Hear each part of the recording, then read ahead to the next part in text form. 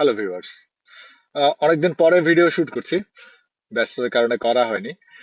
আহ, ইদানিং একটা জিনিস যেটা খুব বেশি চোখে পড়ছে বিভিন্ন ফেসবুক পেজে যারা স্টুডেন্ট ফাইল নিয়ে কাজ করেন এবং বিভিন্ন গ্রুপে ফিনল্যান্ড নিয়ে একটা মিস ইনফরমেশন খুব বেশি পরিমাণে দেখতে পাচ্ছি।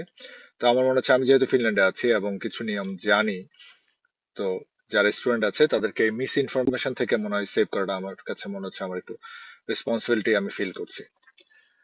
সেটা হচ্ছে বিভিন্ন পেজে একদম সোজা এক লাইনে বলছে যে ফিনল্যান্ডে আপনি ব্যাচেলর অথবা যদি মাস্টার্স কমপ্লিট করেন তাহলে আপনি পিআর এর জন্য এলিজিবল হয়ে যাবেন। এই ব্যাপারটা মোটেই সত্যি না, এটা আংশিক সত্যি।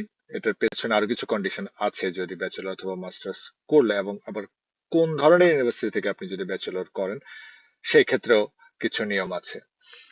আহ, এখন যেটা নিয়ম সেটা হচ্ছে, সেটা আপনি যদি ফিনল্যান্ডের ব্যাচেলর ক্ষেত্রে ফিনল্যান্ডে যদি আপনি রিসার্চ ইউনিভার্সিটি থেকে ব্যাচেলর করেন সেক্ষেত্রে ব্যাচেলর করার সময় যদি আপনি 15 ক্রেডিটের মতো ফিনিশ ল্যাঙ্গুয়েজ কমপ্লিট করেন তারা আপনি পিআর এর জন্য এলিজিবল।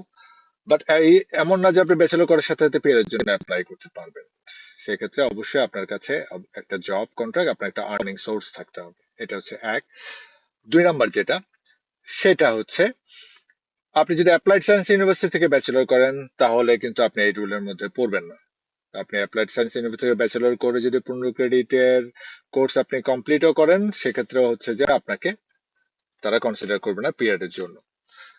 আবার আপনি যদি ব্যাচেলর, সরি, আপনি যদি অ্যাপ্লাইড সায়েন্স ইউনিভার্সিটি অথবা রিসার্চ ইউনিভার্সিটি যে কোনো একটা থেকে মাস্টার্স করেন এবং ওই সময়ের মধ্যে আপনি 15 ক্রেডিটের সম পরিমাণ ফিনিশ ল্যাঙ্গুয়েজ কমপ্লিট করার প্রুফ দেখাতে পারেন এবং সেটা কমপ্লিট করার পরে আপনি যদি স্টুডেন্ট ভিসা থেকে অন্য যে কোনো ভিসায় আপনার ভিসাটা কনভার্ট করেন এবং আপনার হাতে একটা জব থাকে, আর্নিং সোর্স থাকে, ভ্যালিড আর্নিং সোর্স, সেই ক্ষেত্রে আপনি আপনার পিআর এর জন্য অ্যাপ্লাই করতে পারবেন। সো আপনারা যে বিভিন্ন পেজে যে দেখছেন যে ব্যাচেলর অথবা মাস্টার্স কমপ্লিট করার সাথে সাথে ফিনল্যান্ডে পিআর হয়ে যাচ্ছে, মানে এই জিনিসটা মোটে বিশ্বাস করবেন না। এই ধরনের পেজ এবং গ্রুপগুলোকে অথবা এই ধরনের কথা যারা বলে তাদেরকে অবশ্যই অ্যাভয়েড করবেন এবং তাদেরকে এই কথাগুলোর সোর্স অবশ্যই জিজ্ঞেস করবেন। সো আমি যদি ছোট করে আবার একটু সাম আপ করি, ফিনল্যান্ডের রিসার্চ ইউনিভার্সিটি থেকে ব্যাচেলর অথবা যদি মাস্টার্স করেন এবং ব্যাচেলর এবং মাস্টার্স করার সময় যদি আপনি 15 ক্রেডিটের ফিনিশ ল্যাঙ্গুয়েজ কোর্স কমপ্লিট করার প্রুফ দেখাতে পারেন এবং সাথে যদি আপনার কোনো একটা আর্নিং সোর্স থাকে, জব থাকে, তাহলে আপনি পিআর এর জন্য এলিজিবল, পিআর এর জন্য অ্যাপ্লাই করতে পারবেন। সেক্ষেত্রে ব্যাচেলর অথবা মাস্টার্স যে কোনো একটা করলেই হবে।